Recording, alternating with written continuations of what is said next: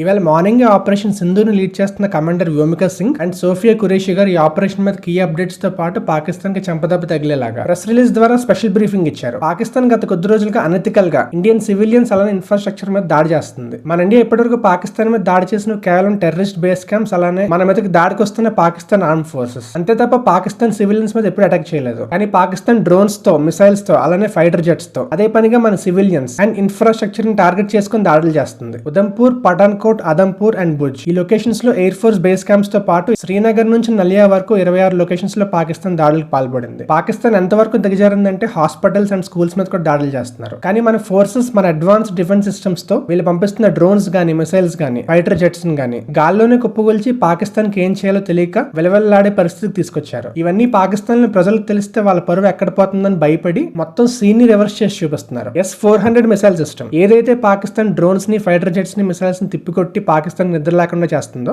ఆ missile system ని మేము లేపేసాం అని పాకిస్తాన్ వాళ్ళ మీడియాకి సర్క్యులేట్ చేస్తుంది. S-400 దరిదాపుల్లో కూడా పాకిస్తాన్ రాలేకపోయింది. అలాంటిది దీన్ని మేము లేపేసాం అని ఫేక్ ప్రచారం చేస్తున్నారు. విచిత్రమైన విషయం ఏంటంటే వీళ్ళు న్యూఢిల్లీ ఎయిర్పోర్ట్ ని లేపేశారంట. ఇంకా Nagrota and Udaipur base camps ని పేల్చేసినట్టు ఎక్కడెక్కడియో పాత వీడియోస్ అలానే AI జనరేటెడ్ క్లిప్స్ ని తీసుకొచ్చి ఇండియన్ లొకేషన్స్ మేము పేల్చేసాం అని నోటుకొచ్చినట్టు వాగుతున్నారు. మొన్న పాకిస్తాన్ ఫారెన్ మినిస్టర్ కూడా అలానే ఒక international news channel journalist live లో ఇలా మాట్లాడారు. మేము ఇండియాకి సంబంధించిన 5 జెట్స్ ని కూల్ చేసాం, ఇంకా ఇండియా చేస్తున్న దాడులన్నింటిని తిప్పికొడుతున్నాం అని చాలా గొప్పగా చెప్పుకుంటున్నారు. అప్పుడు జర్నలిస్ట్ అడిగారు, దీనికి సంబంధించిన వీడియో క్లిప్స్ మాకు చూపిస్తారా అని చెప్పి. అవి ఆల్రెడీ సోషల్ మీడియాలోనే అక్కడికి వెళ్ళి చూసుకోండి అని చెప్పారంట. పాకిస్తాన్ సోషల్ మీడియాలో పోస్ట్ చేసి ఇవన్నీ చిల్లర వీడియోస్ అని అందరికీ తెలుసు. పైగా లైవ్ లో ఇలాంటి మాటలు మాట్లాడడం వల్ల ఇంటర్నేషనల్ వైడ్ గా పాకిస్తాన్ నవ్వులపాలవుతుంది. సోఫియా ఖురేషి అండ్ వ్యోమికా సింగ్ గారు పాకిస్తాన్ ఇవన్నీ కూడా ఫేక్ ప్రొపగండాస్ అని, ఇందులో ఎటువంటి వాస్తవం లేదు, వాళ్ళు అటాక్ చేసామని చెప్పిన లొకేషన్స్ అన్ని కూడా సేఫ్ గానే ఉన్నాయి, ఇదిగోండి లేటెస్ట్ ఇమేజెస్ అని చెప్పి టైం స్టాంప్ తో పబ్లిక్ రిలీజ్ చేశారు. ఈ ప్రెస్ రిలీజ్ తో పాకిస్తాన్ కి చెంపదెబ్బ కొట్టినట్టయింది. పాకిస్తాన్ చేసిన అటాక్స్ లో వాళ్ళు 3 పవర్ఫుల్ జెట్స్ ని కోల్పోయారు. 2 JF-17 అలానే ఒక F-16. అంతేకాక వీళ్ళు చేసిన దాడులన్నీ ఇండియా తిప్పికొడుతుంది. అలా ఈ బాధలను బయటికి చెప్పుకోలేక మేము కూడా ఇండియాకి తిప్పికొడుతున్నాము అని ఫేక్ ప్రొపగండాస్ లో పాకిస్తాన్ ప్రజలను నమ్మించడానికి సోషల్ మీడియా పోస్ట్ చేస్తున్నారు. పైగా ఇండియా దాడులు ఆపే వరకు మేము తగ్గేదే లేదు అని పాకిస్తాన్ యునైటెడ్ నేషన్స్ లీడర్స్ చెప్తుంది.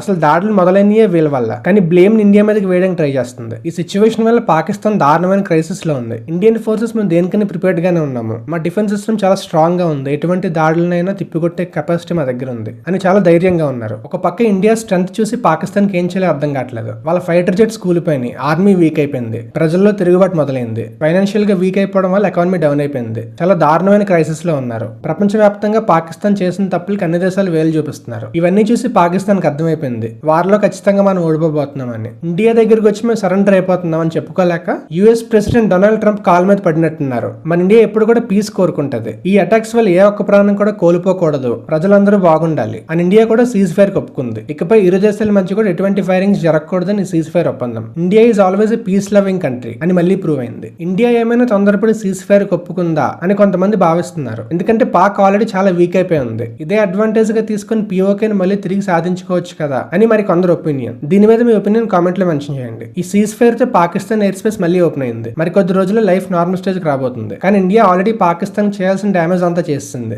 ఆపరేషన్ సింధూర్ తో టెర్రరిస్ట్ హెడ్ క్వార్టర్స్ గా పిలువబడే ప్రాంతాలను ధ్వంసం చేసింది. 100 మందికి పైగా టెర్రరిస్ట్ని చంపింది. అంతకు ముందు వరకు టెర్రరిస్ట్ యాక్టివిటీస్ జరిగినప్పటికీ ఇంత వైల్డ్ గా ఇండియా ఎప్పుడు రియాక్ట్ అవ్వలేదు. కానీ ఇకపై ఏ టెర్రరిస్ట్ అని ఇండియాని ఇబ్బంది పెట్టాలంటే ఆపరేషన్ సింధూర్ గుర్తు రావాలి. జై హింద్. వీడియో ఎక్కడి వరకు చూసారంటే కంటెంట్ వర్త్ అనిపించి ఉంటుంది. ఇటువంటి ఇన్ఫర్మేటివ్ కంటెంట్ కోసం మన ఛానల్ సబ్స్క్రైబ్ చేయండి. వీడియోకి లైక్ చేసి మీ ఫ్రెండ్స్ అండ్ ఫ్యామిలీస్ కి షేర్ చేయండి.